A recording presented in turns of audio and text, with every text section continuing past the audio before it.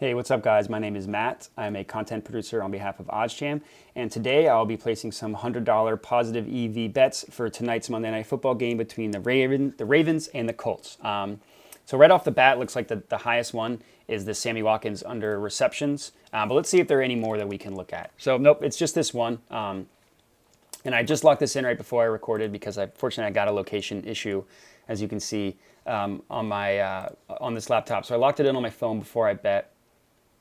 And I can show you, let's see, nope, that's not what I want to do. Okay, so looking at my bets, come on. There's a Sammy Watkins, $100 under 3.5 receptions. So I think that's a good play. As you can see, Pinnacle has it at minus 162 and plus 123. So if you want to look at the odds, let's say I have something else up, minus 162, not 621, and plus 123. So it looks like they have the no vig odds calculated at minus 138. If you're unfamiliar with what this is, basically, long story short, vig is what the markup on these sports books charge in order for themselves to make money. So it's detailed much better detail on the website. But long story short, the best example that we have for you is if normally you'll see the most common one at minus 110 on both sides. That is when essentially the book thinks it's just like it's an even money bet. There's really no favorite on either side, so they mark it at minus 110. So that way, if two different $100 bettors bet on each side, no matter what, the sports books profit $10. It's essentially the arbitrage for them, right? So it looks like we're getting this. The no vig odds are calculated at minus 138. We are getting it at minus 120, and if you do include the vig, excuse me, it's at minus 163. So the no vig odds being minus 138. We're getting it at minus 120 shows just how, that's why it's like such a high percentage bet. And, it's funny, if you look at Sammy Watkins, you see his stats here that he's gone over 3.5 receptions every single game. So you kind of wonder, well, why is the smart play here at under 3.5? Well, first of all, Sammy Watkins has never been consistent. I mean, look at his stats he put up on the Chiefs, right? The best offense in the NFL. He never had more than 673 receiving yards. And a couple of those years, he was when Tyreek Hill was hurt, so he was supposed to be the one, and he just couldn't do it. So the fact that Sammy Watkins has had 4 receptions in 4 straight games is a borderline miracle, but it's something that we don't project to continue. And this highlights an example of why I'm such a big fan of OddsJam, because if I'm just looking through the slate and I see the Sammy Watkins receptions, personally, nothing would have stuck out to me. I wouldn't have thought it one way or another. But because I have OddsJam, it calculates this at like a 6.27 positive EV play, and I bet $100 on it. So it's a bet that I would not have considered if I didn't have OddsJam. And the logic, if you want to go a little more into it, so like I said, he's had 4 in every game. But if you look at those games, so like the Chiefs, they had to pass a million times because it's the Chiefs, right? You're going to have to put up points to beat the Chiefs. They run a lot. They also passed a lot. That Raiders game, if you remember, was kind of weird. They struggled to move the ball at first, and then as did the Raiders, and everything just kind of opened up, right? It was just kind of weird. The Lions have the worst secondary in the league. The fact that he only had 4 is honestly shocking. And then the Broncos game, Broncos have a good defense. That was a legit 4. But the Ravens, that was one of their worst rushing performances, so they kind of had to pass more.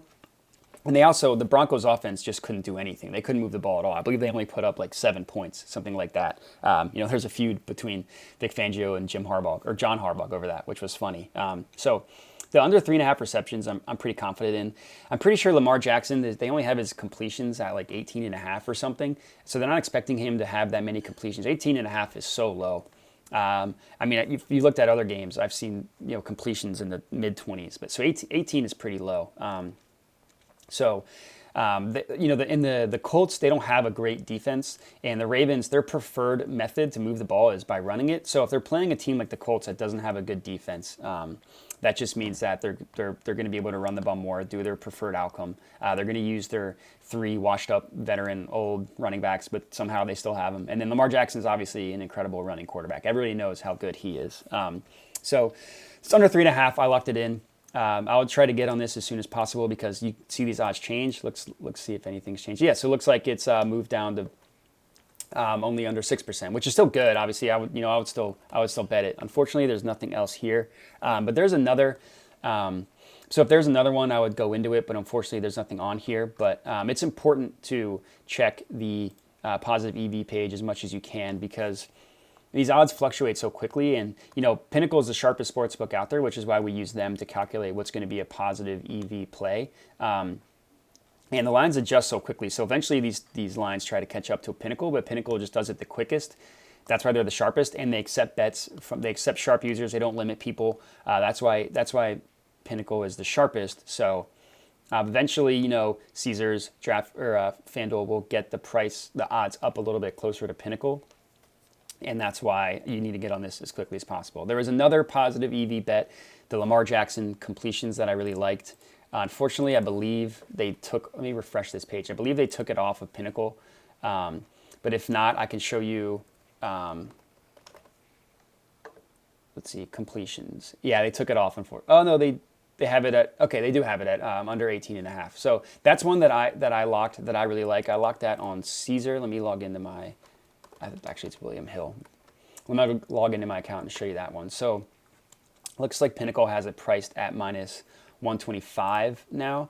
Let me log into my account. This is something that I already placed. I got it at minus 105. So if you want to calculate the VIG, it looks like it's minus 125, minus 106, minus 125, and minus 106. So it looks like they have the true odds at minus 107. As you can see, I got it at minus 105. So that's why it doesn't show up as high of a play on here. Let's see if it popped up. Okay, so that's why you see it's not as positive a play up here because the odds changed. Pinnacle did have it at minus 150 something, and then they adjusted it. So I guess, because of the sharp users like us, they've been betting it down to minus 125. But I still think that's a good play. It's still a positive EV play. It's just not quite as good. So I'll make that my second play of the day. As you can see, I already locked it in here. And the reason why I like that one, I kind of went into it a little bit more. I went into it a little more when I was doing the Sammy Watkins one, but if you look at his stats, he doesn't throw it a ton. He's only gone over this number twice, and that was against the Denver game, which I said they kind of had to pass more than usual because they didn't have as much success running the ball. Like he only had 28 rushing yards. It's directly correlated. And then the Baltimore game, which I referenced earlier, was a weird one.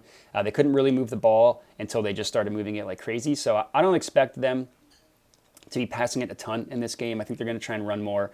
They're going to try and slow the game down. And then on the opposite side of the ball, you have the Colts, who Carson Wentz still has 2 sprained ankles. He struggled this year. They're definitely leaning a lot more into the run game and using Naheem Hines in the passing game. So I think that it's incredibly important for this play for that both teams run the ball a lot, which I think they will, which is why I think it's a good play. So my 2 official plays, I'm going to go with Lamar Jackson under under 18.5 completions. Let's look if Pinnacle has the best odds on that. And that's another reason why I love OddsJam, because you can just odds shop like I'm doing. So we're going to go for passing completions. Looks like you can get that. The best odds you can get on that are BetMGM. So I got it at, as you can see here, I got it at minus 105. Looks like the best you can get it now is minus 118. But I still think that's a good play. So I am officially making that my second one. And my first one was a Sammy Watkins under 3.5 receptions. So those are my 2 plays for the day. I'm hoping to go 2-0, but we will see. If you have any questions, you have any feedback, I'd love to hear it. You can hit me up at modi_sports. You can also email me, modisportsanalytics@gmail.com. And yeah, that's all I got for you. So happy betting, happy watching. Good luck.